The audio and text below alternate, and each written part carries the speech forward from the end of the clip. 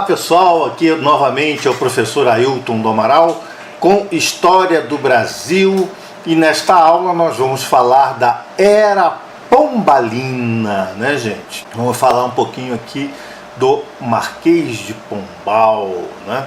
Esse período chamado período pombalino ou Era Pombalina durou de 1760 a 1777. Conforme eu falei antes, né, esse nome se dá devido às reformas realizadas em Portugal por uma personalidade chamada Sebastião José de Carvalho e Melo, que possuía títulos de Conde de Oeiras e Marquês de Pombal. Título através do qual, que é o Marquês de Pombal, ele ficou mais conhecido, tá gente?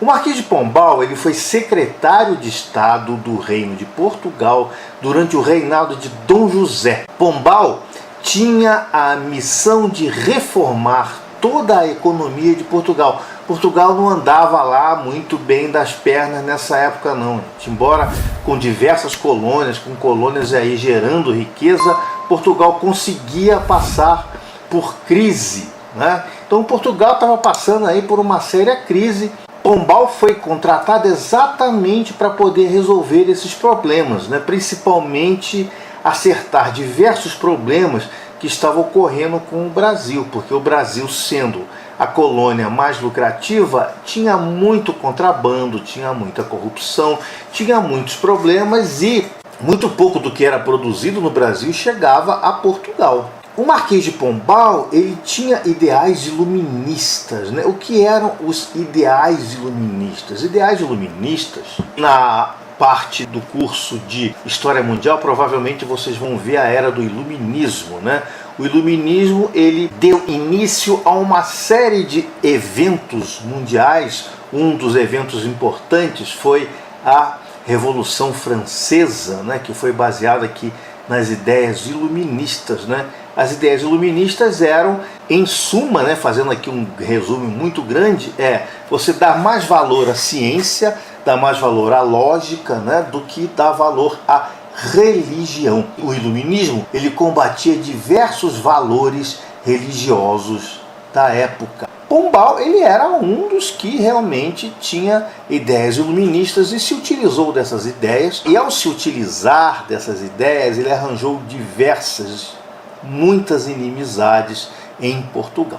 Nessa época, devido à crise sofrida por Portugal, muitos se mudaram para o Brasil na esperança de obter melhores oportunidades na atividade lucrativíssima da mineração. O Brasil, nessa época, ele tinha muito mais peso econômico até que o próprio Portugal, que é a própria metrópole, é lógico, um país grande, com grandes riquezas ainda por explorar. As reformas realizadas pelo Marquês de Pombal foram de uma profundidade muito grande, né? A começar pela extinção do velho sistema de capitanias hereditárias, né? Capitanias hereditárias era um sistema que não dava certo. Só tinha aí duas capitanias que ainda funcionavam, Pernambuco e São Vicente, e ele extinguiu, né, todo esse sistema de capitania, não só no Brasil, mas em todas as colônias portuguesas na época. Outra coisa que ele fez foi transferir a capital do Brasil de Salvador para o Rio de Janeiro, porque ele queria proporcionar um maior desenvolvimento na região sul-sudeste do Brasil. Ele criou duas companhias importantíssimas para o desenvolvimento da colônia, que era a Companhia Geral do Grão-Pará e Maranhão e a Companhia Geral de Pernambuco e Paraíba. Ele intensificou, fechou bastante aí o cerco, né, na fiscalização no setor de ouro, né, na parte do setor aurífero do Brasil, no sentido de reduzir ou até mesmo acabar com as sonegações de imposto e o contrabando, né, gente? Tinha muito contrabando aí na colônia. Pombal instituiu o quinto, ou seja, toda a produção de ouro, uma quinta parte seria paga a Portugal a título de impostos. Os brasileiros então passaram a chamar esse quinto de quinto dos infernos, né? Então daí é que vem a expressão quinto dos infernos. E criou também a derrama. O que é a derrama?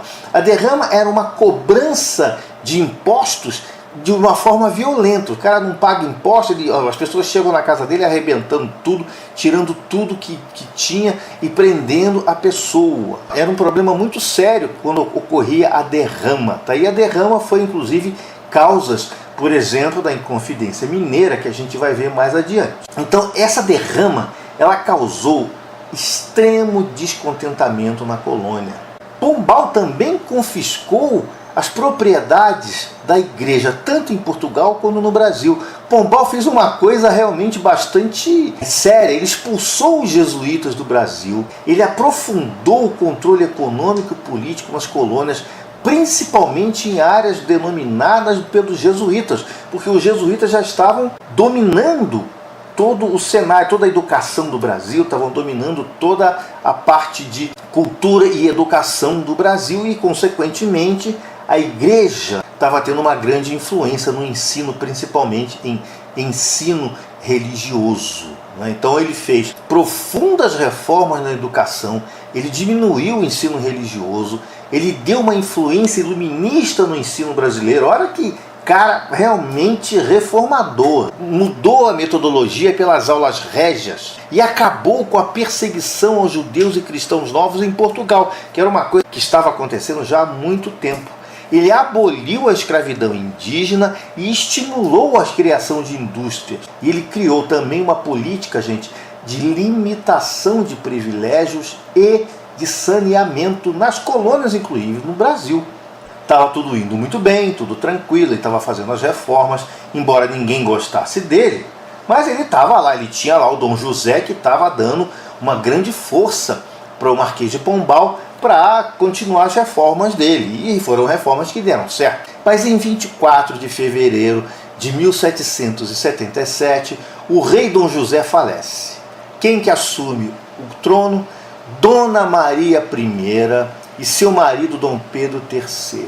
Dona Maria, gente, ela era conhecida como Maria a Louca. Ela era uma religiosa extremamente fanática, mas tinha ataques de loucura. Ela saía correndo pelos palácios, saía gritando pelos corredores do palácio, puxando o cabelo. Era completamente lelé. Ela não era muito boa da cabeça. Tanto é que mais tarde, o que aconteceu? Ela ficou tão louca, mas tão louca, que o filho dela, Dom João VI, teve que assumir a regência no lugar dela. Mas isso a gente vai ver mais tarde um pouco. Mas antes disso, antes do Dom João substituí-la no reinado, ela fez um monte de lambança. Durante a Inconfidência Mineira, quem era a rainha era ela. Então aquele esquartejamento do Tiradentes, tudo, ordem dela. Ela chegou a fazer um grande estrago, mas isso, quando nós vamos ver aí o período joanino, nós vamos falar com mais propriedade sobre a vida dessa personagem bastante interessante. Maria I subiu ao trono com Dom Pedro III e Pombal então perdeu todos os cargos e privilégios em Portugal.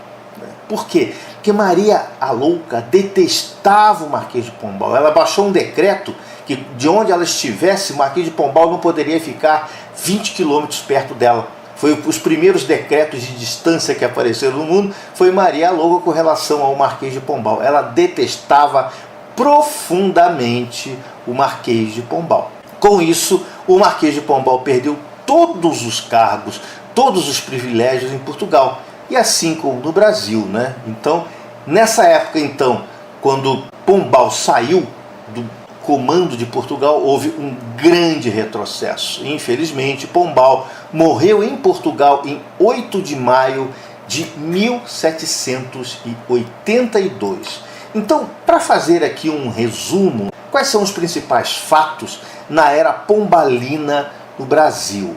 Pombal criou então o estado do Grão-Pará e Maranhão. Então, para dinamizar a exploração das riquezas na colônia e o controle comercial, Pombal criou a Companhia Geral do Grão-Pará e Maranhão e a Companhia Geral de Pernambuco e Paraíba. Ele aumentou a fiscalização sobre a exploração de ouro e cobrança de impostos nas regiões auríferas. Nesse contexto aí todo foi criada então a derrama. Ele expulsou os jesuítas do Brasil. Olha que isso aí, fazer isso naquela época, tinha que ter muito peito, hein, gente? Tá? Então ele expulsou os jesuítas do Brasil, tirou eles do controle do sistema educacional e das missões jesuítas. Ele realmente fez algo ali bastante importante. Pombal também buscou aumentar o poder nas áreas controladas pelos jesuítas, além de tomar posse de propriedades da Igreja Católica, tanto no Brasil quanto em Portugal. E criou então as escolas régias leigas, ou seja, sem controle religioso. Em 1759, Pombal decretou que as propriedades do sistema de capitanias hereditárias deveriam voltar para o controle do governo português.